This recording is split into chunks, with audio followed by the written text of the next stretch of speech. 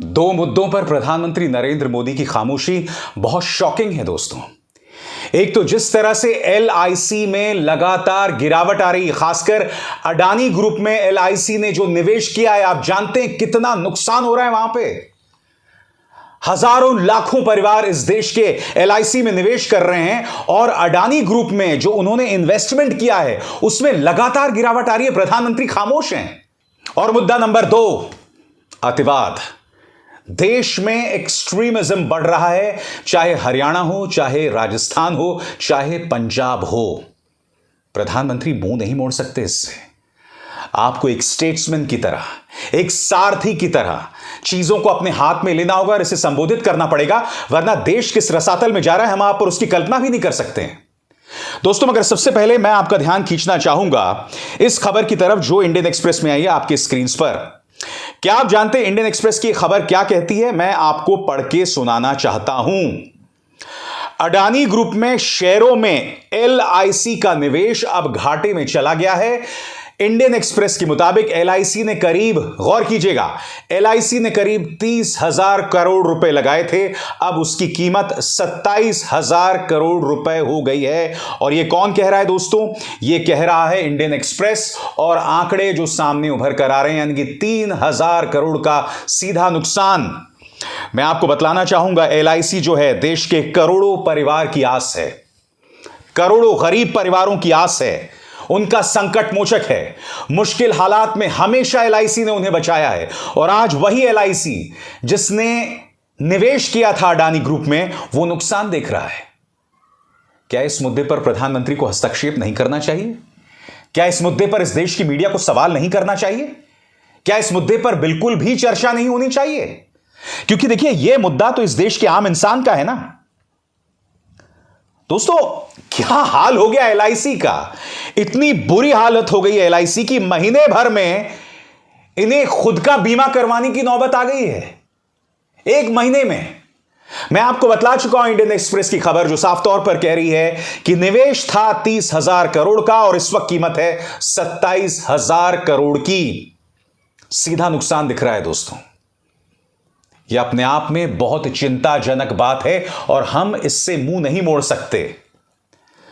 प्रधानमंत्री नरेंद्र मोदी पर जब कोई एक राजनीतिक तंज कसता है, मसलन पवन खेरा, तब आप उनके पीछे पुलिस लगाते हैं। वो विमान में चढ़ रहे होते हैं, उन्हें विमान से नीचे उतारकर उन्हें गिरफ्तार कर लिया जाता है। वो तो सुप्रीम कोर्ट जो है उन्हें राहत दे देती है।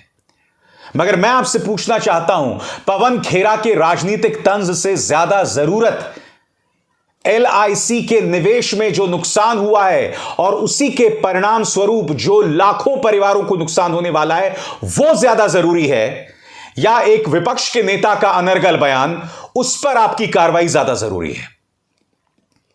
ये तमाम मुद्दे हैं जिस पर हमें सवाल उठाने की जरूरत है। हम इससे मुंह नहीं मोड़ सकते हैं, जो अपने आप में बहुत शर्मनाक बात है। और यही नहीं दोस्तों, अदालत में एक याचिका लगाई गई थी कि हिंडनबर्ग रिपोर्ट को लेकर अडानी ग्रुप के बारे में जो कवरेज हो रही है, जो मीडिया में रिपोर्टिंग हो रही है, उस पर रोक लगाया जाए। सुप्रीम कोर्ट ने उस पर दखल देने से मना कर दिया। कोई न्यूज चैनल आपके सामने खबर नहीं दिखाएगा। खबर क्या है मैं पढ़ के सुनाना चाहता हूं, ध्यान से सुनिएगा।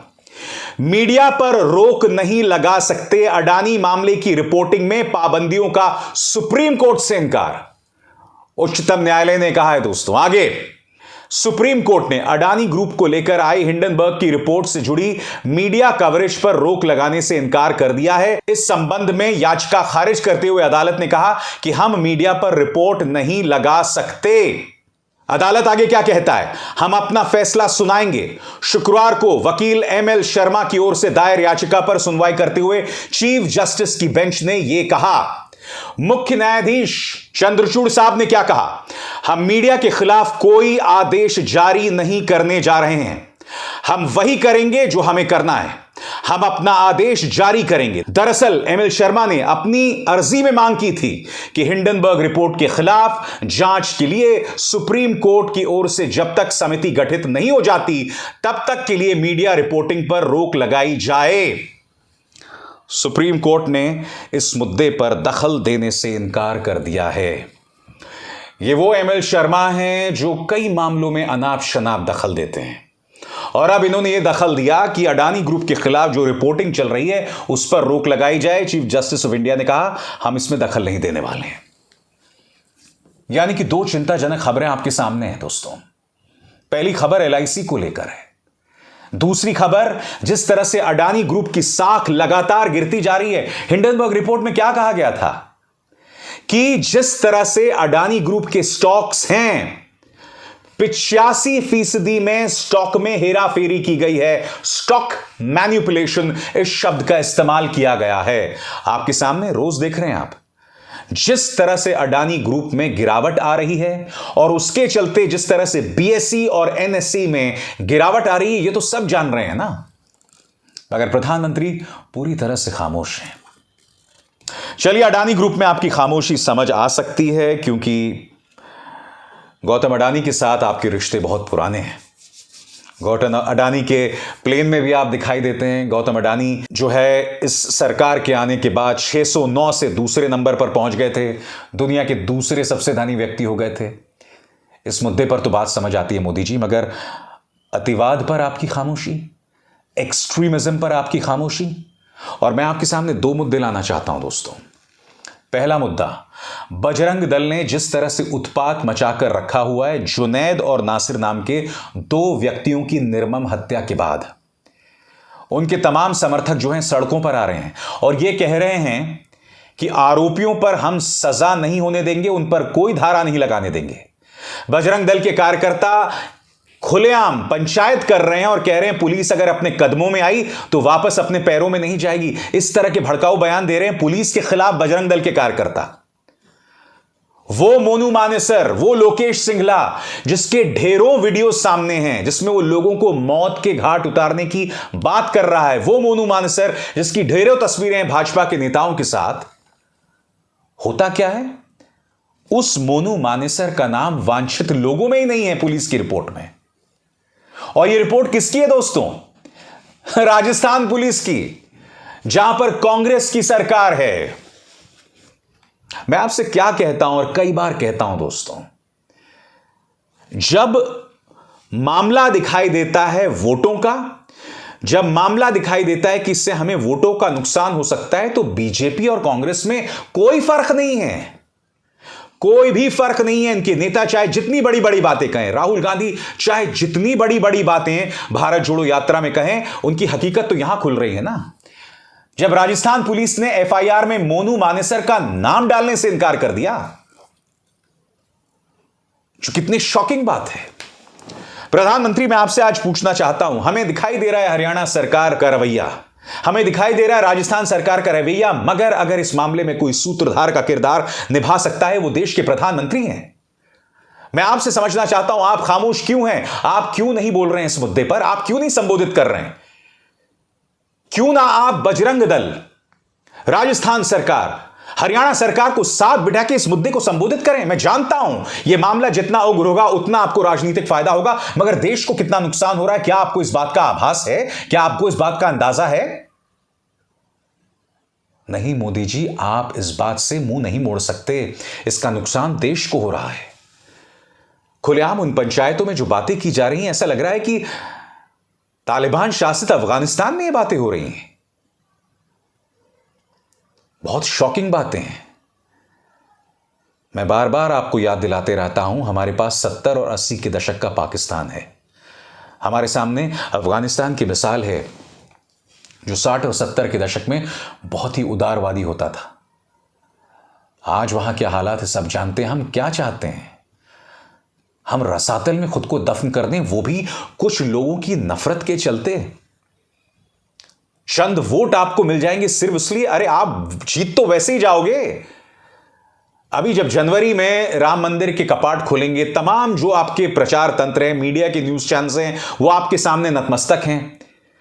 वो मोदी जी आपके और आदित्यनाथ जी के पांव धोकर पी रहे होंगे, पापा की परियां और गुल्लू और कालू। तो जीतने तो आप वैसे वाले हैं लोकसभा के चुनाव। अरे कम से कम नफरत के खिलाफ तो कुछ बोल दीजिए। क्यों है आपकी खामोशी? मैं समझ नहीं पा रहा हूं।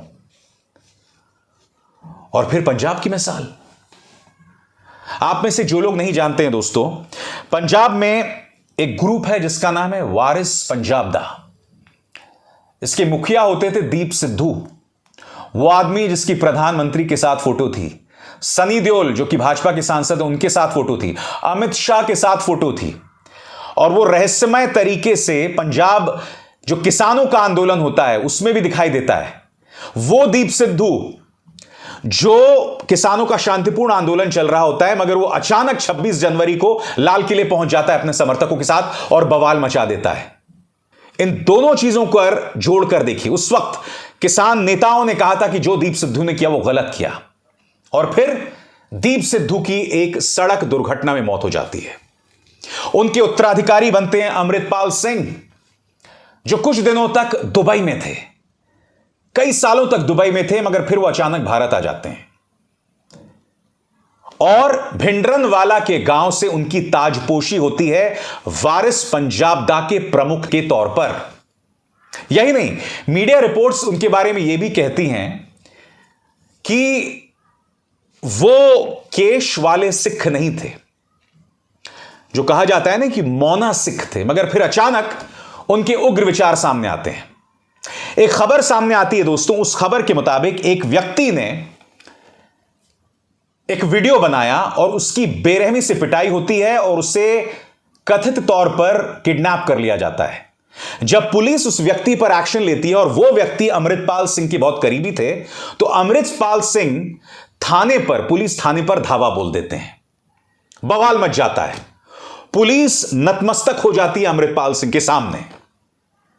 पंजाब में एक बार फिर अतिवाद की आग को ज्वाला दी जा रही है, उसे सुलगाया जा रहा है, जो अपने आप में बहुत चिंताजनक बात है। भगवंत मान हालात को काबू नहीं कर पा रहे हैं। वो खुद को चाहे जितना भी ईमानदार कहें, जितना भी सरल, जितने भी अच्छे स्वभाव का कहें, ये जो दिल्ली से कंट्रोल करने वाली बात है ना, वो कामयाब नहीं हुई है। पंजाब में पिछले कुछ अरसे से लगातार कुछ उग्र बातें सामने आई हैं जो पहले नहीं आई थी। इन तमाम चीजों को संबोधित किए जाने की जरूरत है। जो कई रहस्य छुपे हुए हैं, चाहे वो अमृतपाल सिंह को लेकर हो, चाहे वो दीप सिद्धू को लेकर हो, ये तमाम चीजें जिन्हें संबोधित किए जाने की जरूरत है, और हम इससे मुंह नहीं मोड़ सकते हैं। और सबसे बड़ी बात, प्रधानमंत्री आप इससे मुंह नहीं मोड़ सकते हैं। मैं आपको याद दिलाना चाहूंगा, जब किसान आंदोलन चल रहा था तब बगैर प्रमाण के आपने अदालत में यह कह दिया था, आपकी सरकार ने, कि इसमें खालिस्तान घुस गया है। जब आप एक पुल पर फंस गए थे तब आपने यह कहा था, किसी तरह से मैं अपनी जान बचा के आया हूं, कम से कम आपका ANI तो यही कह रहा था। बार बार पंजाब के लोगों को बदनाम करने की कोशिश की गई। आज इस सवाल को भी पूछने की जरूरत है कि ये जो सब हो रहा है पंजाब में, कहीं उसी का परिणाम तो नहीं है। कौन पंजाब की ज्वाला को ज्वलंत करना चाहता है, कौन चाहता है हालात खराब हो जाए, और कौन इस पर कंट्रोल पाएगा? खामोश नहीं हो सकते आप मोदी जी।